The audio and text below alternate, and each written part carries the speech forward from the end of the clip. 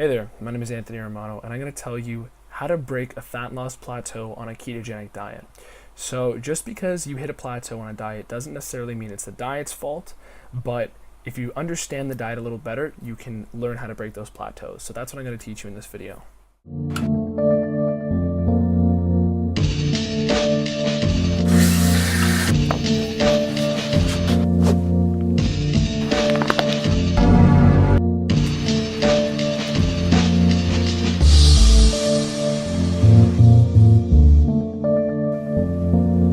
So, 3 fat loss plateau breakers on a ketogenic diet.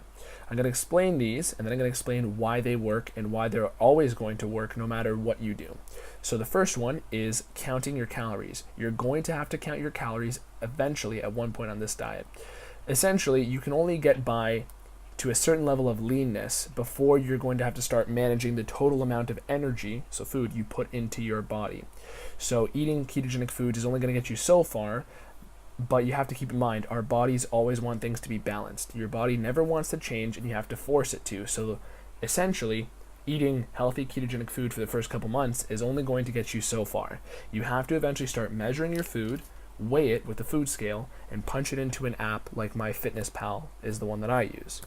In order to figure out where your calories should be, you should go on to an online calorie calculator. You can type that in and figure out what your maintenance is. So your maintenance is basically how many calories you need to eat to stay the exact same. And from there, you can start dialing back the calories by 100 or a couple hundred and see how your body reacts.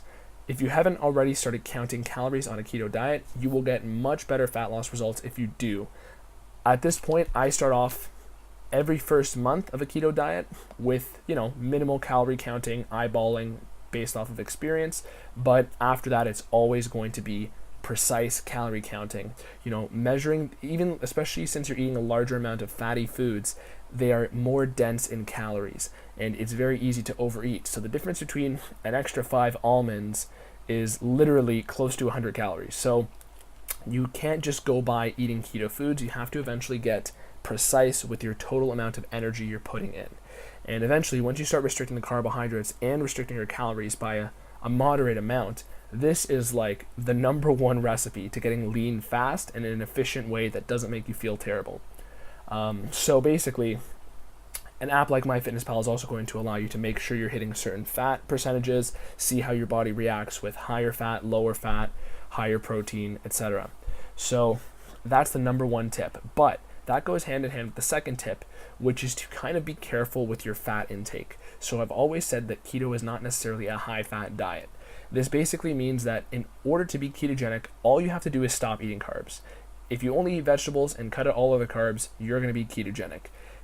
The deepness of your ketosis is not necessarily a factor in fat loss, because if you're eating high amounts of fatty foods, if you're eating 80 to 90% fat and the rest protein, yeah, you're going to be in deeper ketosis, but that's coming from the fats you're eating.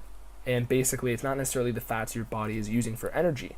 That's why you have people who do these 7-day fasts, and basically their ketones are much deeper because their body is actually tapping into its own personal store of fat.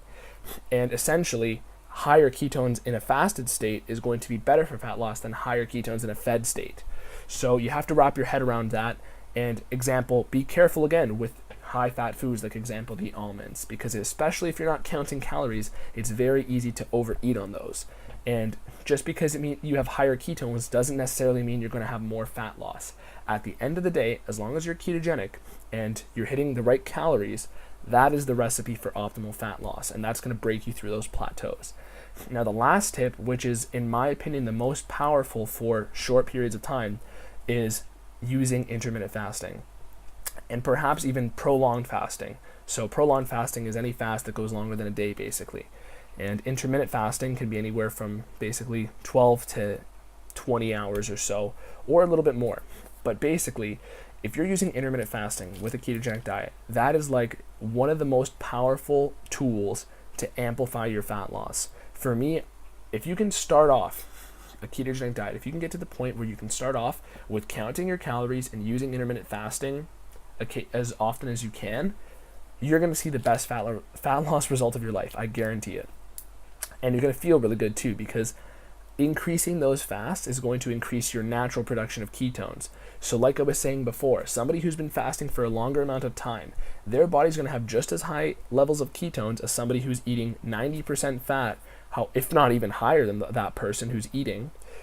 And ultimately, you're going to feel just as good even though you're not eating. In order to get to that level, though, you have to fast. And basically, if you have somebody who's eating every couple hours on a ketogenic diet, and you have somebody who's eating the exact same calories, but all eating those calories within a 3-hour window, the amount of fat loss is going to be way higher on the individual who's using fasting. This is just because in the fasted state, fasted state is a more ketogenic phase, technically.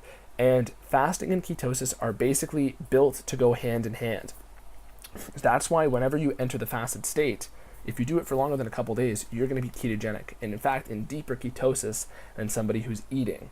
Except, remember I said, this is the type of ketosis where your body is pulling from its own fat.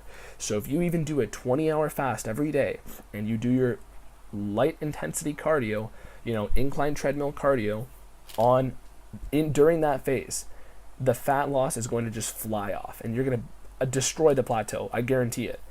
And overall, yeah, you can use cardio, and cardio is probably the tip you were expecting me to say. But overall, cardio is just a little cherry on top, because you can sprinkle that around throughout any of those techniques I just mentioned. And the best way to do it would be to have, your light intensity 30 minutes of walking incline during a fast, right? That would be the best way to throw in the cardio. But basically, you don't even need to do the cardio with those as a plateau breaker for the main part. And typically with a lot of macro-based diets, the only plateau breaker they offer you is do more cardio, reduce your calories, starve yourself a little more. Meanwhile, the benefit of a ketogenic diet in this case would be you still get to eat nutrient-dense foods. Your body craves fat-soluble vitamins, healthy cholesterol. This is what your body wants. This is what our bodies are made of. And if you're doing a macro-based, carbohydrate-based diet, the lower you go in calories, the harder it's going to be to get nutrient-dense foods, and the harder it's going to be to basically keep your calories at a low level without feeling like shit. So if you throw in those 3 techniques, count your calories, start using a calorie counter app, and also you get the benefit of looking at your macros in that. Also, being careful with your fat intake, especially if you're not counting your calories, and also using intermittent fasting and perhaps even prolonged fasting. So if you feel like going to bed one day and you're not hungry, don't eat. Try it out. There's no risk for losing your muscle if you're in a ketogenic state. If you're not in a ketogenic state, then fasts are going to risk more of your muscle. And this is essentially because when you're in a fat burning phase, your body's not going to want to switch systems. So if you get into a ketogenic state and then fast, you have no need to worry about any of your muscle loss, because like I said, they're almost like 2 versions of the same thing, both fasting and ketogenic dieting. So eating and not eating on a ketogenic diet is basically just going to take you from one level of ketosis to a deeper state. And your body's not going to want to burn muscle at that time because it can't convert muscle into fat. It can only convert muscle into glycogen and carb energy, basically. So those are the 3 main plateau breakers. And I even give you a little cherry on top of sprinkling the cardio around wherever you want.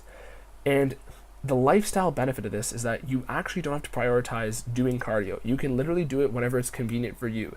If you have an extra half hour, 20 minutes in your day, or at the end of your workout, do a little bit of cardio. Do even 10, 15 minutes.